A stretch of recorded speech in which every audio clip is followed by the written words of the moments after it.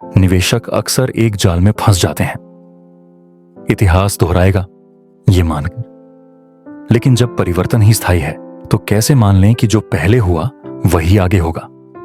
इसीलिए महान भौतिक शास्त्री रिचर्ड फाइनमैन ने कहा था, कल्पना कीजिए अगर इलेक्ट्रॉन को भी भावनाएं होती और निवेशकों की भावनाएं होती हैं बहुत सारी।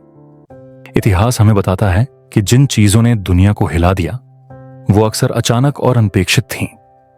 Hitler, Stalin, Mao, Edison, Bill Gates, Martin Luther King, इनमें से किसी की आगाही नहीं थी, लेकिन इन्होंने पूरी सदी की दिशा बदल दी। इसी तरह कुछ घटनाएं, महामंदी, 9/12, इंटरनेट का जन्म, एंटीबायोटिक की खोज, ये सब इतिहास नहीं बने, इन्होंने इतिहास बनाया। अब सोचिए, अगर 9/12 नहीं हुआ होता तो क्या अमेरिका में इतना स्टूडेंट लोन होता? शायद नहीं। इतिहास की सबसे अहम शिक्षा क्या है? अचरज ही निश्चित है। कोई भी भविष्य की सटीक भविष्यवाणी नहीं कर सकता, क्योंकि जिन चीजों ने इतिहास को बदला वो कभी योजनाबद्ध नहीं थीं। जब निवेशक ये सोचते हैं कि पिछली बार ऐसा हुआ था, अब भी ऐसा ही होगा, वो इतिहास का अपमान करते हैं। क्योंकि सबसे बड़ा सच ये है, भविष्य अकल्पनीय है और सबसे बड़ी आर्थिक घटनाएं वही होती हैं जो इतिहास में कभी नहीं घटी। तो अगली बार जब कोई आपको बताए कि वो भविष्य देख सकता है तो मुस्कुराइए और कहिए, इतिहास यही कहता है कि ऐसा नहीं होता। हम में से अधिकतर लोग पूर्णता की कोशिश करते हैं, लेकिन असल में यथोचित होना, यानी जितना जरूरी है उतना करना, परिपूर्णता से कहीं बेहतर है। आप कोई मशीन नहीं है, आप एक इंसान हैं, एक जटिल और भावनाओं से भरा हुआ इंसान। ये बात मुझे समझने में वक्त लगा, लेकिन एक बार जब समझ में आई तो मुझे लगा कि यह जीवन का सबसे महत्वपूर्ण हिस्सा है। इसी के साथ एक और बात है जो अक्सर अनदेखी रह जाती है। वित्तीय निर्णय लेते समय हमेशा परिपूर्णता की नहीं, यथोचितता की कोशिश करें। सही फैसले वही हैं जो आप लंबे समय तक निभा सकें, और वही सबसे महत्वपूर्ण है। इसी सोच को समझाने के लिए मैं आपको एक कहानी सुनाता हूं। यह कहानी है जूलियस वागनर जार्ग नाम के एक वैज्ञानिक की। 19वीं सदी के अंत में वागनर जार्ग ने देखा कि सिफिलिस के मरीज कभी कभी किसी और बीमारी से तेज बुखार आने के बाद चमत्कारी रूप से ठीक हो जाते हैं। उन्होंने अनुमान लगाया कि तेज बुखार शरीर को संक्रमण से लड़ने में मदद कर सकता है। इसलिए वागनर जार्ग ने एक खतरनाक प्रयोग शुरू किया, सिफिलिस के मरीजों को जानबूझकर मलेरिया के संक्रमण में डालना। मलेरिया का बुखार सिफिलिस को खत्म कर देता था और फिर मलेरिया को दवाइयों से ठीक किया जाता था। यह तरीका बेहद जोखिम भरा था, लेकिन काफी हद तक सफल रहा। 1927 में वैगनर जार्ग को अपने इस काम के लिए नोबेल पुरस्कार भी मिला। आज भी बुखार को हम कुछ बुरा मानते हैं, कुछ ऐसा जिसे दवाइयों से तुरंत कम कर देना चाहिए। लेकिन वैज्ञानिकों ने पाया है कि शरीर का तापमान बढ़ने से वायरस और बैक्टीरिया कमजोर हो जाते हैं। फिर भी असल जीवन में चाहे डॉक्टर हो या माता पिता, बुखार आते ही उसे दबाने की कोशिश करते हैं। क्यों? क्योंकि भले ही बुखार शरीर के लिए फायदेमंद हो, फिर भी लोग दर्द और तकलीफ बर्दाश्त नहीं करना चाहते। यह मानव स्वभाव है। असल में एक डॉक्टर का काम बीमारी को पूरी तरह खत्म करना नहीं है। डॉक्टर का असली मकसद मरीज को इतनी राहत देना है कि वह तकलीफ झेल सके। ठीक इसी तरह वित्तीय दुनिया में भी एक निवेश योजना तकनीकी रूप से सही हो सकती है, लेकिन अगर वह आपको रात को सोने नहीं देती तो वह आपके लिए सही नहीं है। हैरी मार्कोविट्ज ने नोबेल पुरस्कार जीता था निवेश पोर्टफोलियो सिद्धांत पर, लेकिन जब उनसे पूछा गया कि वो खुद कैसे निवेश करते हैं तो उन्होंने कहा, मैंने अपने पैसों को आधा बॉन्ड्स में और आधा इक्विटीज में लगाया। मेरा लक्ष्य था पछतावे को कम करना। यानी उन्होंने ना तकनीकी रूप से सबसे बेहतर रास्ता चुना, न ही सबसे तर्कसंगत। उन्होंने वह रास्ता चुना जो उन्हें शांति दे सके। यह यथोचितता है। तकनीकी परिपूर्णता के पीछे भागने के बजाय खुद के लिए काम करने वाला तरीका चुनना ज्यादा जरूरी है। 2008 में एक रिसर्च में पाया गया कि युवा निवेशक अगर 2 गुना कर्ज लेकर स्टॉक्स खरीदें तो लंबे समय में बेहतरीन रिटर्न पा सकते हैं। लेकिन असल में जब निवेशक अपने खाते का 100% गिरता देखते हैं तो घबराते हैं, हार मानते हैं। वो योजना पर टिके नहीं रह पाते। तकनीकी रूप से सही रास्ते असल जिंदगी में हमेशा सही साबित नहीं होते। यथोचित रास्ते वही हैं जो आपको टिके रहने में मदद करें। अगर आप निवेश कर रहे हैं तो यह जरूरी नहीं कि आप हर कदम पर बिल्कुल सही हों। जरूरी यह है कि आप जितना भी कर रहे हैं उसे निभा सकें, उसे लगातार कर सकें और अपने आप पर भरोसा बनाए रखें। वह करो जो आपको पसंद है। यह कोई खोखला मोटिवेशनल डायलॉग नहीं है। यह एक व्यवहारिक ठोस निवेश सलाह है। अगर आप ऐसी कंपनी में निवेश करते हैं जिसे आप पसंद करते हैं तो बुरे वक्त में भी आप धैर्य रख सकते हैं। आपको सिर्फ पैसे के नुकसान का दर्द नहीं सहना पड़ेगा। आपके पास उस कंपनी के मिशन और उद्देश्य से जुड़ाव का सहारा भी होगा। यही बात जीवन के हर हिस्से में लागू होती है। यथोचित होना परिपूर्ण बनने की कोशिश से कहीं बेहतर है। अपने फैसले इस तरह लें कि आप उन्हें लंबे समय तक निभा सकें। यही सच्ची सफलता की कुंजी है।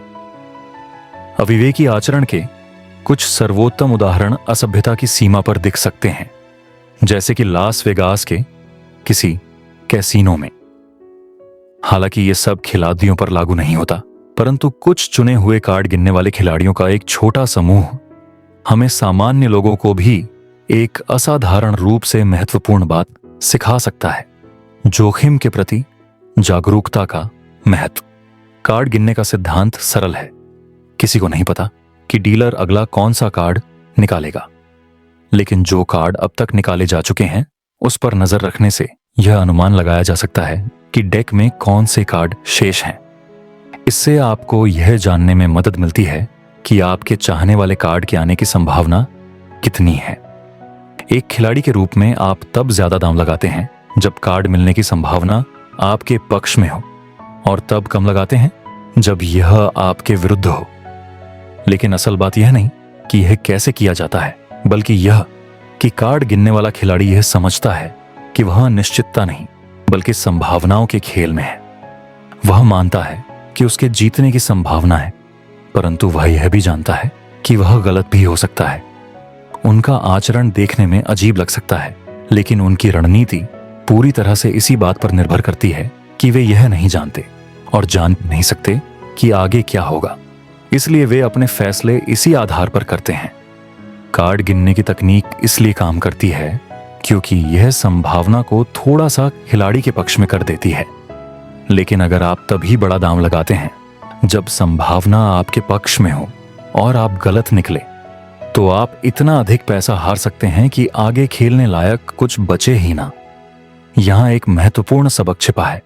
ऐसा कोई भी क्षण नहीं होता जब आप इतना सही हो कि आप सब कुछ एक ही दांव पर लगा दें। कोई भी भविष्य आपके लिए इतनी मेहरबान नहीं होता, कम से कम भरोसे के साथ तो नहीं। इसलिए आपको टिके रहने की रणनीति बनानी पड़ती है।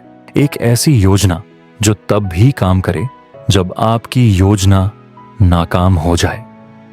ब्रिंगिंग डाउन द हाउस नामक किताब में कार्ड गिनने वाले एक सफल खिलाड़ी की भूमिका निभाने वाले लेखक ने कहा, आंकड़ों से पता चलता है कि कार्ड गिनना कारगर होता है, लेकिन यह गारंटी नहीं देता कि आप हर दांव जीतेंगे।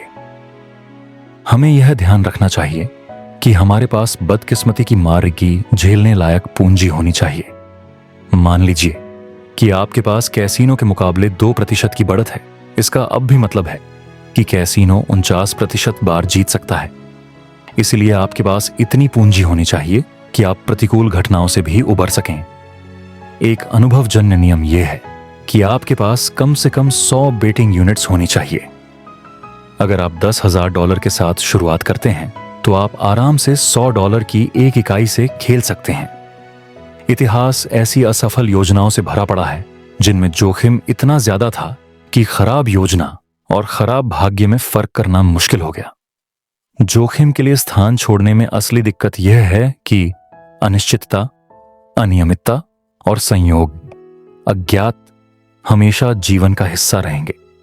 उनका सामना करने का एकमात्र तरीका यह है कि आप जो होने वाला है और क्या हो सकता है, इनके बीच का अंतर बढ़ाएं।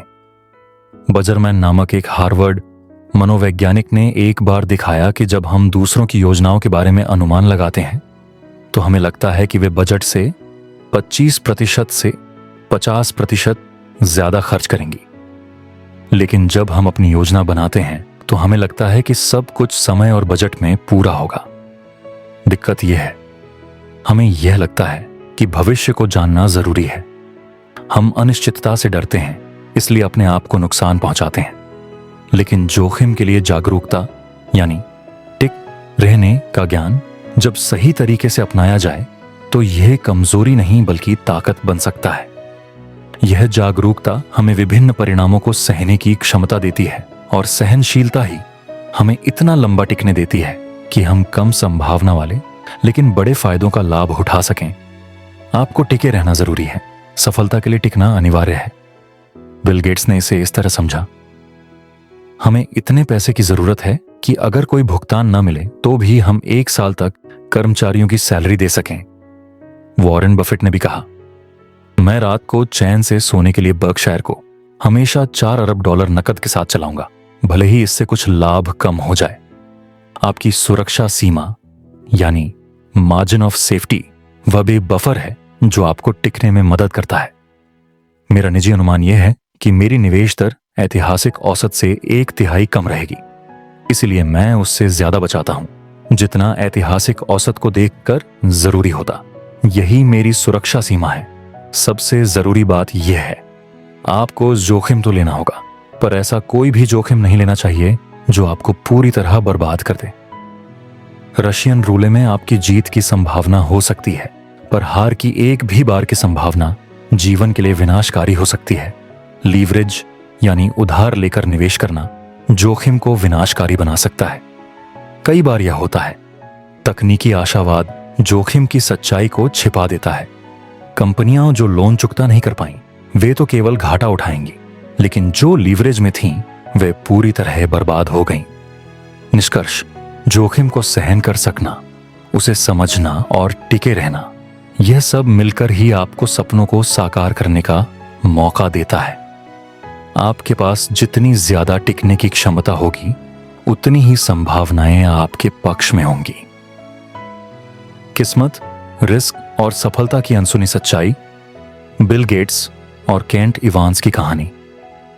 क्या आपने कभी सोचा है कि कोई इंसान कितना भी टैलेंटेड क्यों ना हो, उसकी सफलता में किस्मत का कितना हाथ होता है? चलिए एक कहानी से शुरुआत करते हैं। बिल गेट्स को तो आप जानते ही होंगे, दुनिया के सबसे अमीर और सक्सेसफुल लोगों में से एक। लेकिन क्या आपने कभी केंट इवांस का नाम सुना है? नहीं ना? केंट एवंस बिल गेट्स का स्कूल टाइम का बेस्ट फ्रेंड था। दोनों लेक साइड स्कूल में साथ पढ़ते थे। केंट और गेट्स ने साथ में कंप्यूटर प्रोग्रामिंग सीखी थी और प्लान बनाया था कि आगे चलकर दोनों मिलकर एक कंपनी बनाएंगे। केंट बहुत ही तेज और होशियार था, बिल्कुल गेट्स की तरह। लेकिन एक दिन एक अचानक हुए हादसे में केंट की मौत हो गई, हाई स्कूल के दिनों में ही। और यही वो मोड़ था जहां किस्मत ने अपना खेल दिखाया। अब सोचिए, अगर केंट जिंदा रहता तो क्या माइक्रोसॉफ्ट सिर्फ बिल गेट्स की कंपनी होती? शायद नहीं। ये कहानी हमें क्या सिखाती है कि सिर्फ मेहनत या टैलेंट ही काफी नहीं होता, किस्मत और रिस्क भी उतने ही जरूरी फैक्टर होते हैं। अब एक और कहानी सुनिए। इमेजिन कीजिए 2 स्टूडेंट्स हैं, दोनों ने एक जैसा मेहनत किया, एक जैसी पढ़ाई की, लेकिन उनमें से एक ने टाइम पे सही मौका पकड़ लिया और दूसरा बस इंतजार करता रह गया। क्या फर्क था? किस्मत। अब यहां एक जरूरी बात समझिए, अगर हम किसी की सक्सेस को देखकर उसकी पूरी कहानी सिर्फ टैलेंट या मेहनत से जोड़ दें तो हम बहुत बड़ी गलती कर रहे होते हैं। इसलिए जब भी आप किसी सक्सेसफुल इंसान को देखें, जैसे इलॉन मस्क, विराट कोहली या फिर बिल गेट्स, तो याद रखें कि उनके पास मेहनत तो थी ही, लेकिन सही वक्त पर सही जगह होना यह भी उतना ही जरूरी था। इसलिए खुद को कभी कम मत आंकिए अगर आपने सब कुछ सही किया लेकिन फिर भी रिजल्ट नहीं आया। क्यों? क्योंकि हो सकता है कि आप केंट एवंस हों, टैलेंटेड, मेहनती, लेकिन बदकिस्मती का शिकार। अब इसका मतलब यह नहीं कि आप हार मान लें। इसका मतलब सिर्फ इतना है कि आपको रिस्क का अंदाजा होना चाहिए। आप हर चीज कंट्रोल नहीं कर सकते। आप कितनी मेहनत करेंगे ये आपके हाथ में है, लेकिन उसका रिजल्ट क्या होगा ये हमेशा आपके हाथ में नहीं होता।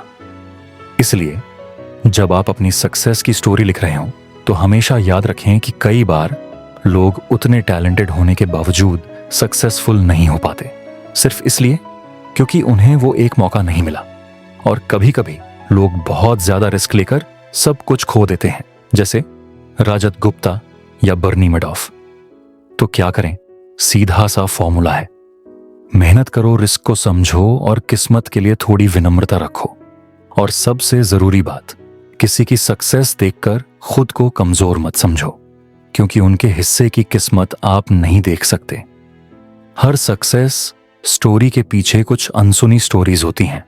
कुछ केंट एवंस जैसे लोग, जिनका नाम कोई नहीं जानता, लेकिन जिनका योगदान शायद उतना ही बड़ा होता अगर उन्हें मौका मिलता। तो जब अगली बार आप किसी की सफलता देखें तो सिर्फ ये मत सोचिए कि वो कितना टैलेंटेड है, ये भी सोचिए कि उसके पीछे किस्मत और रिस्क ने कितना रोल निभाया। और जब आप खुद की जिंदगी की तरफ देखें तो खुद पर भरोसा रखिए, मेहनत करते रहिए, लेकिन साथ ही रिस्क और किस्मत की भूमिका को भी समझिए, क्योंकि जिंदगी एक जुआ नहीं है, लेकिन ये शतरंज भी नहीं है। ये दोनों के बीच का खेल है, किस्मत और काबिलियत का। सोचिए, अगर कोई एलियन बाहरी अंतरिक्ष से पृथ्वी पर नजर रख रहा होता, वो धरती से हजारों मील दूर बैठा हर घटना को बस आंकड़ों और ग्राफ्स में देख रहा होता, तो उसे कैसा दिखता हमारा इतिहास? चलो साल 2007 से शुरू करते हैं। 2007 में एलियन को धरती पर बहुत हलचल नजर आती है। एक छोटा सा देश आइसलैंड अचानक इतनी तेजी से आगे बढ़ता है कि वहां के लोग बैंकर बनना शुरू कर देते हैं। मछुआरे, शिक्षक, यहां तक कि कवि भी बैंकिंग इंडस्ट्री में कूद पड़ते हैं। एलियन सोचता है, वाह, ये इंसान तो बहुत तेजी से तरक्की कर रहे हैं। उसी समय अमेरिका में एलियन नोट करता है कि हजारों लोगों को लोन मिल रहे हैं घर खरीदने के लिए। ग्राफ्स कह रहे हैं सभी को घर चाहिए और हर कीमत पर चाहिए। एलियन को आंकड़ों में दिखता है कि लोग अपने घरों के दाम बढ़ने के भरोसे पर और कर्ज उठा रहे हैं। हर कोई सोच रहा है घर की कीमतें तो कभी गिरेंगी ही नहीं। एलियन आश्चर्य करता है, ये इंसान इतने भरोसे के साथ भविष्य कैसे तय कर रहे हैं। फिर 2008 आता है और सब कुछ बदल जाता है। ग्राफ्स गिरते हैं, बुरी तरह गिरते हैं। बैंक बंद हो रहे हैं, कंपनियां दिवालिया हो रही हैं, लोग अपनी नौकरियां और घर दोनों खो रहे हैं। एलियन को समझ नहीं आता, अभी तो ये लोग इतने कॉन्फिडेंट थे, अचानक ये सिस्टम क्यों टूट गया। उसे पता चलता है समस्या आर्थिक नहीं थी, समस्या थी कहानी की। धरती पर लोगों ने एक कहानी बना ली थी, हमें अमीर बनना है और अमीर बनने के लिए हमें बड़े घर चाहिए, उसके लिए कर्ज चाहिए और कर्ज मिल भी रहा है। ये कहानी सबको पसंद आई, आम आदमी को भी और बैंक वालों को भी। लेकिन कहानी में एक छेद था, क्या ये कर्ज वाकई वापस मिलेगा? जैसे ही लोगों को लगा कि नहीं, ये लोन वापस नहीं आएंगे, कहानी टूट गई। और जब कहानी टूटी, बाजार, बैंक और भरोसा सब कुछ ढह गया।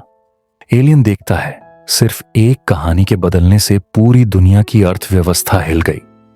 उसे यह भी दिखता है कि अमेरिका की सरकार और फेडरल रिजर्व अचानक बहुत सक्रिय हो जाते हैं।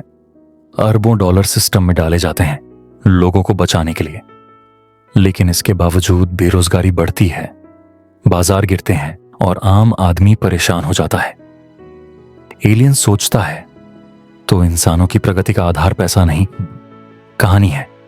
साल 2009 तक आते आते चीजें धीरे धीरे संभलने लगती हैं, लेकिन अब कहानी बदल चुकी है।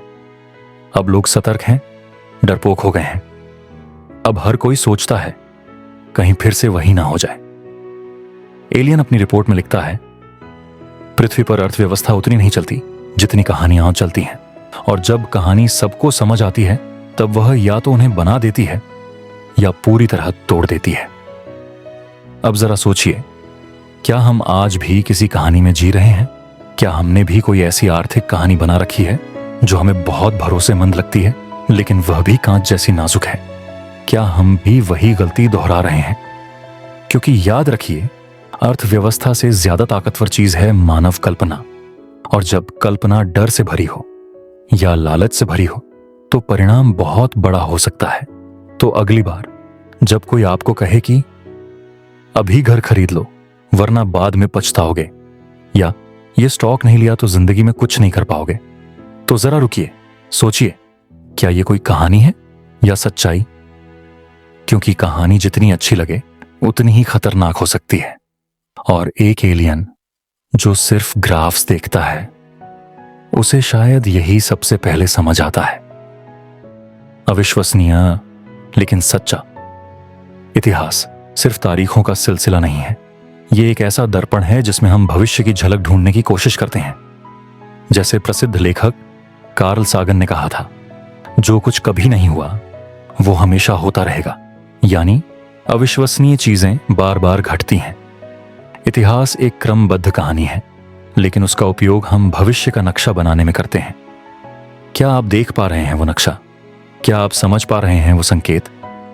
आर्थिक और निवेश से जुड़ा इतिहास समझना समझदारी की निशानी है। ये न सिर्फ हमें हमारी गलतियों से रूबरू कराता है, बल्कि ये भी सिखाता है कि दूसरों ने कहां चूक की। लेकिन याद रखिए, इतिहास भविष्य नहीं है, ये तो बस एक संकेत है, कोई गारंटी नहीं। आधुनिक उपभोक्तावाद का उदय और उसकी मनोविज्ञान। दूसरे विश्व युद्ध के बाद अमेरिका में एक नया युग शुरू हुआ, आर्थिक समृद्धि का, नई तकनीकों का और सबसे बड़ी बात, सपनों का। लेकिन अब सवाल यह था, लोगों को काम भी मिला, तनख्वाह भी बढ़ी, अब चीजें बन भी रही थीं। तो अब अगला कदम क्या था? खपत, यानी कंजम्पशन। एक समय था जब अमेरिका का मिडिल क्लास व्यक्ति अगर कार खरीद लेता था तो वह कार 10 से 15 साल तक चलती थी। वो एक फ्रिज खरीदता था और तब तक इस्तेमाल करता था जब तक वो टूट न जाए। लेकिन फिर कंपनियों ने देखा कि अगर हर ग्राहक एक ही बार कोई चीज खरीदता है तो मुनाफा सीमित रहेगा।